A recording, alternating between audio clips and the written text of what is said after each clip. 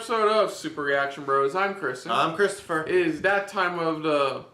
Okay, well, let's be honest. We never do top 10s every week. So, it's that time of the year. Bi-month, tri-month, again, to do... It's that time of the end of the year where we look at least a top 10 of 2018. So this one... Sorry, I had to breathe there for a second. Yeah. So this one is pretty much Cultaholic, for those who don't know. It's a Cultaholic top 10 of their what they consider the best WWE matches of this year. Oh, 2018, pretty much. For those who don't know, Cultaholic is a group of like-minded, amazing personalities who got together from World Culture Wrestling and decided to start their own brand, which has done very successful. Yes, and they go over anything and everything wrestling. Not all focused on WWE, but WWE wrestling is their primary focus. They do go over everything else as well. Yes. That's one of the big things here compared to when they were working for World Cultures. They get to expand a bit more on the other non-WWE branches. Exactly. So, yeah, and this is a very fun group of guys, and I really like their stuff.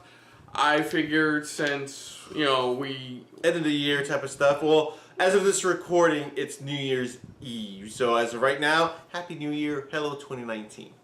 So let's take a look at this.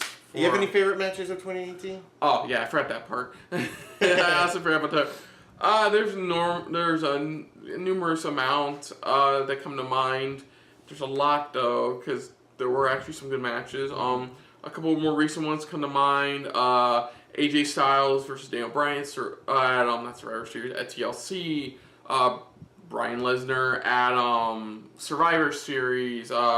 Rollins in most of his pay-per-view matches. So far, he's had a good solid year. Not all the time, but he's had a good solid year. He pretty much had one of the best matches at Backlash this year against The Miz. Yeah. He has had a lot of great matches, so it's hard to choose one specific one. Like his weakest match was easily at TLC, but I don't know what happened there. I guess booking issues overall on that. I'm honestly trying not to dive into any NXT matches because there are a lot I really like. Yeah, because here, that's the problem. Here, it's like it's overall WWE. It's not just the main roster. It's overall. Yeah, they did an NXT list, but considering for a fact that I know you don't watch NXT on a daily basis. So this is only for the main roster one. I believe this is only for the main roster one, so including the pay-per-view one as well. Oh, the last women's standing match at Evolution was really well done. I thought the TLC triple threat match was very well done at TLC. Sorry, it's just like TLC. No, I agree, but some of them I'm trying to think back. Even Ronda's debut match at WrestleMania was very well done. Yes. That Seth Rollins match at WrestleMania was... See what I mean by Seth Rollins? It's hard not to choose a match. That's what he said. We're not saying every match he did at the pay-per-views were amazing, or even during the main roster were amazing. He had some here and there matches, but this year was more of a successful year for him for having great matches. So let's take a look at this. Again, this is for...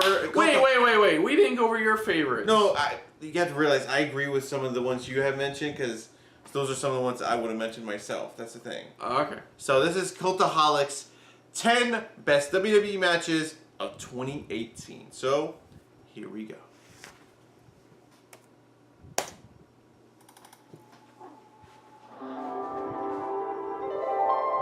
It's been an eventful year for WWE outside of the ring as much as in it. But amongst all of the women's revolutions, plans for global localization, and worldwide geopolitical scandals, there were some great wrestling matches as well. It's important to remember, after all, that wrestling is very much a part of wrestling. We've seen epic no DQ. Oh, damn it! Find the 205 Live matches! Massive moments. Those are really good, by the way. Now it's time to look at the best of the best, including a few honourable mentions. Ronda Rousey versus Charlotte Flair at Survivor Series. Yeah, that was good. Seth Rollins versus The Miz at Backlash. Yeah, Seth Rollins versus Finn Balor on the 30th of April episode of Raw. AJ Styles versus Shinsuke Nakamura at Money in the Bank. That was the Women's best. Royal Rumble. Buddy Murphy versus Cedric Alexander at Super Showdown. And Asuka versus Becky Lynch versus Charlotte Flair in a TLC match at These are honorable mentions. Without Get further out of the way ado, I'm first. Adam Pacitti from Cultaholic.com, and these are the 10 best WWE matches of 2018.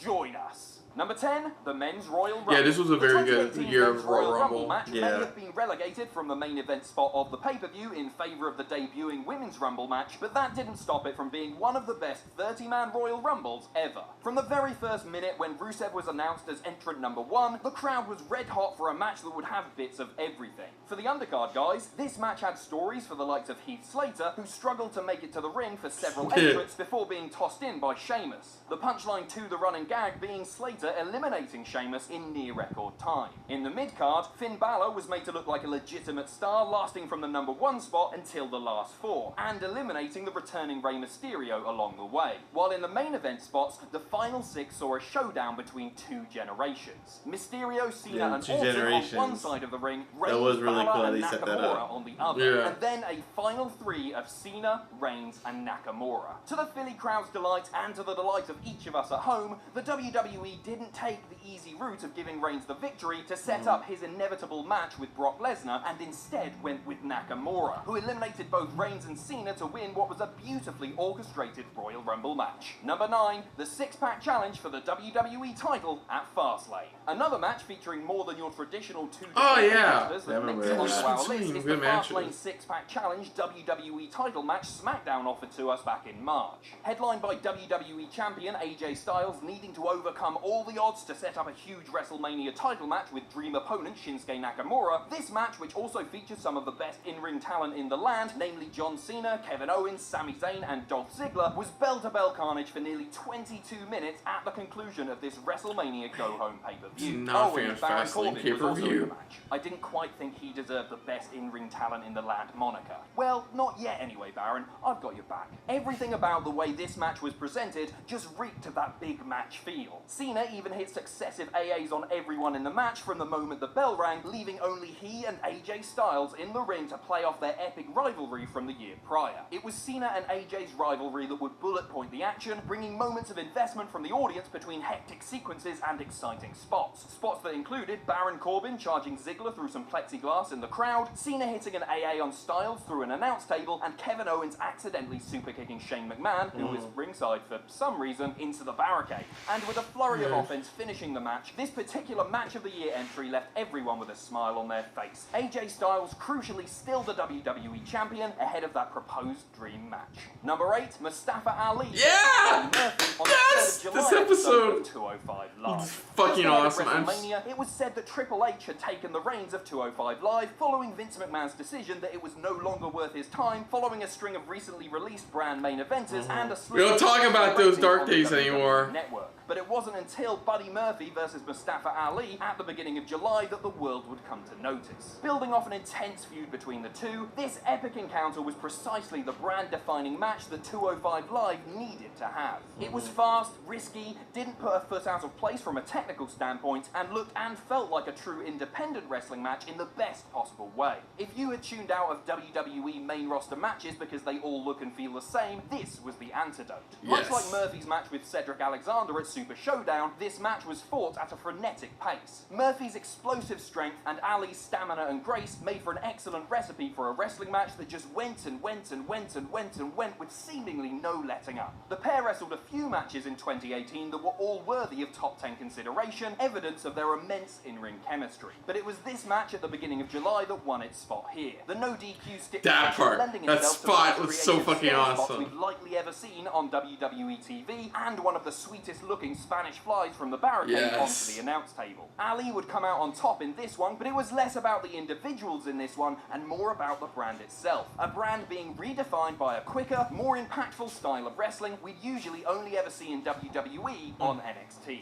Number 7, Dolph Ziggler and Drew McIntyre. That was a really good match, Seth too. Rollins Nobody and was expecting it to Dean be that Ambrose good. defended titles at Hell in a Cell. Marking the first pay-per-view match that Dean Ambrose would take part in after his long-term injury, this tag team match at Hell in a Cell masterfully segmented different combinations of the 4 excellent wrestlers to build moments within the match that raised the excitement levels among everyone watching time and time again. Ziggler and Rollins were at the center of the match's most memorable sequences, a Falcon Arrow nearfall popping everyone, including Michael Cole on commentary, yeah. following a series of fast and hard-hitting moves, and the finish being one of the most creative and brilliant of any match on this list. With Ambrose on the outside, Rollins would hit the superplex portion of his Falcon Arrow spot, raising Ziggler for the follow-up move, only to play more when he least expected it. Ziggler would crawl to the cover for the 1-2-3, and the two-man Shield would be left waiting for a title victory. The returning Ambrose left to stew in what could have been had Rollins not been his partner that night. Number 6, the men's Money in the Bank ladder match at Usually that match is pretty good if done right. In this list, They did a but good perhaps job with the it. most carnage-filled men's match on the main WWE roster this year was the men's Money in the Bank ladder Man, match they at Money wasted in the Bank Strowman's June. cash, Main Money in the eventing Bank the 10-match cash in long because card was always Lesnar, going to be a tough LOL. ask. But Bobby Roode, Finn Balor, Kevin Owens, Kofi Kingston, Rusev, Samoa Joe, The Miz, and eventual winner Braun Strowman truly pulled out all the stops to not only maintain the energy of the live crowd, but also steal the entire damn show. Heading into the match, it seemed that more people than usual had a viable claim for the briefcase, with some even speculating that New Day member and just brilliant guy Kofi Kingston could be in a mega push as its new holder. But it was Braun Strowman who played the favourite in the match, his presence being the target for all of the other wrestlers on countless occasions, and his presence inevitably being too strong to overcome. Strowman unhooking the briefcase to usher in his Monster in the Bank phase. But this wasn't before he almost murdered Kevin Owens by throwing him off a 30-foot ladder through some tables near the stage. Ouch. Nor was it ahead of him literally battering clean through a ladder that Roode and Balor had tried to take him out with. In many ways, it was a Braun Strowman showcase, but it worked on almost every level. We were invested, the spots excited us, some even scared us, and we were glued to the screen bell to bell. Utter carnage that presented Braun at peak Braun. Number 5, Ronda Rousey and Kurt Angle versus Stephanie McMahon and Triple H at WrestleMania. Perhaps the most surprising match to feature on our list this year is Ronda Rousey's debut WWE match and the show stealer of this year's WrestleMania. We've made no bones about our frustrations at WWE's presentation of Stephanie McMahon as a heel who never gets her comeuppance, but this match played off that with true skill, teasing Rousey's eventual capturing of the boss's daughter for much of the 20-minute runtime, interspersing the teasers of Stephanie's inevitable demise with some really good technical wrestling from Triple H and the returning Kurt Angle. The most memorable pieces of the action here was Ronda's surprising skill as a wrestler in general, and of course the moment she laid into a cowering Triple H with strikes against the turnbuckle. The creme de la creme and the icing on the cake was always going to be Rousey finally giving Stephanie what she deserved, however. And when that finally came, it was like every wrestling fan of the past decade had a Cheshire Cat grin on their face that would leave them with that ultimate happy feeling wrestling matches only sometimes deliver. Number 4, Daniel Bryan versus AJ Styles for the WWE title at TLC. TLC brought us a late addition. Meltzer even said this felt like the most New Japan match WWE's ever done. Will be remembered as two of the greatest wrestlers of all time, and even when obeying the boundaries of WWE's main roster style, they still delivered a technical classic. Their clash on December 16th was a hotly anticipated rematch, with Bryan having screwed AJ out of the WWE title on SmackDown. Going to Dick Kick City. This bout was longer and took a while to develop, beginning at a slower pace and moving up through the gears. Bryan deliberately tried to infuriate Styles with time-wasting and taunts, but once the action picked up, there was no turning back. The finish was both abrupt and genius. Styles went for a phenomenal forearm, only for Bryan to duck it and attempt his running knee. AJ countered that with an inside cradle, but again the devious champion was one step ahead, reversing the hold and forcing Styles to the canvas. It was a finish that made Bryan look fortunate and skilled, a difficult balance for heels to achieve, while Styles sold his frustration perfectly. The lesson here is stick AJ and Bryan in a wrestling ring together, and it's probably going to turn out well. Number 3, the 7-man gauntlet match. That's the one Seth Rollins went forever. Oh yes, he went almost an hour long. It almost took the whole episode. You've got to be kidding me. This awesome gauntlet match that was dropped on us completely by surprise in mid-February was the birthplace of Monday Night Rollins. The Blackout artist outlasting match favourites Roman Reigns and John Cena respectively to go over an hour into the gauntlet match ahead of his elimination by Elias. This was one of those elimination matches that was booked simply perfectly. The order of opponents and the winners of each match being the correct person each time. Rollins eliminated Reigns, then Cena. Elias eliminated Rollins before being eliminated by Finn Balor. Miz eliminated Balor and then turned around into the oncoming Strowman. Say it with me, kids. Braun Strowman would be victorious in what Michael Cole tagged as the longest match in WWE history, and the viewing numbers seem to prove that it was a success with fans. It was the best Raw match of the current brand split era, and one of the best and most memorable TV matches in WWE history. Number 2, Daniel Bryan versus God damn, 2 matches I brought up. Versus champion at Survivor Series. See, this proves when they don't just make Brock Lesnar a squash guy, he's actually a really good wrestler. After years of Bryan hyping, the potential of the encounter was massive.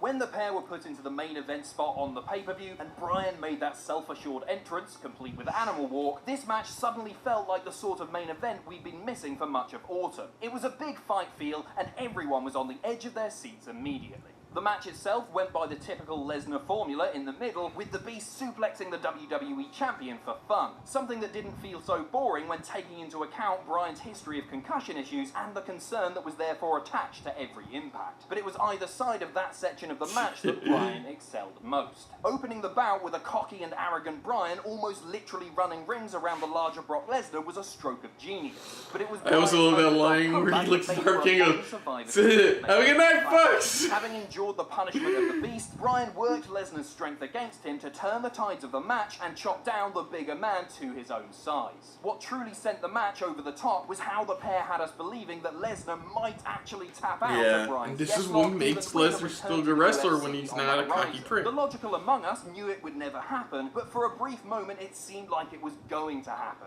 And that was the genius of what these two men delivered. They made us believe.